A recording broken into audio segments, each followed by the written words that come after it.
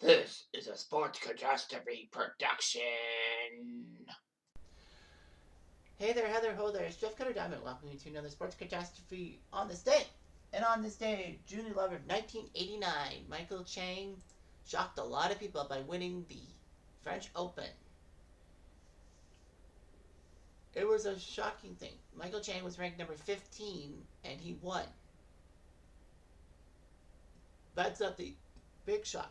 The shock was that at the time he was 17 years, 3 months, and 20 days old. Still, to this day, 2023, the youngest male singles champion of a major, and became the first player of Asian descent to win a major.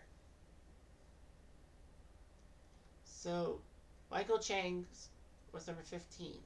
He started out in the group with Ivan Lendl, and people thought he was dead meat.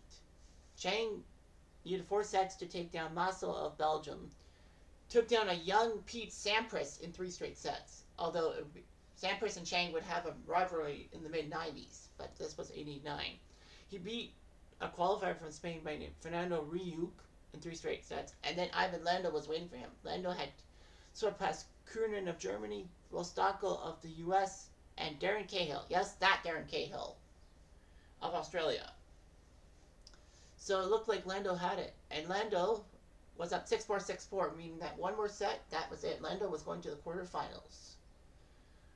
Now, of course, I talked about Ivan Lendl in the last on this day, about his 84 French Open against John McEnroe. But this is 89. And Lendl somehow choked it.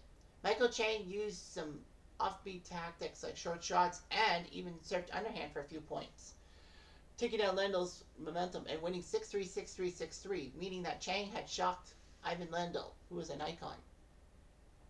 Chang would take on a surprise competitor from Belize by the name Haiti. Sorry, I mistook the flag. Haiti by the name of Ronald Agenor.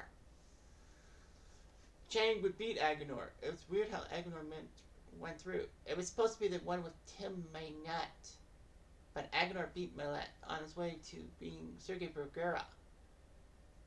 Chang would take on the unranked Russian Andrei Chesnikov, who shocked Mats Wilander in the quarterfinals. Stefan Edberg and Boris Becker, the number 3 and 2 seeds, would battle each other in the second semifinal. Edberg had a tough 5-setter against Boris Becker, but beat him. Chang lost the second set, but he still beat Chesnikov in 4 sets, meaning it was a Michael Chang Stefan Edberg final, and lots of people were watching, especially in the US on NBC. But of course, Michael Chang could be forgiven for being a little distracted, because this was the month and the year, June 1989, when Tiananmen Square happened and the Chinese people got brutalized in that protest. Anyway, so Chang, of course, had a lot to worry about, because 6 days before, it was Tiananmen Square. Chang beat Edberg in the first set 6-1, and it looked like Chang was going to shock the world. But Edberg won the next 2 sets 6-3, 6-4, meaning that Chang was 1 set away from losing to Edberg. No big deal. I mean, Michael Chang is Michael Chang. And, Stefan Edberg is a legend.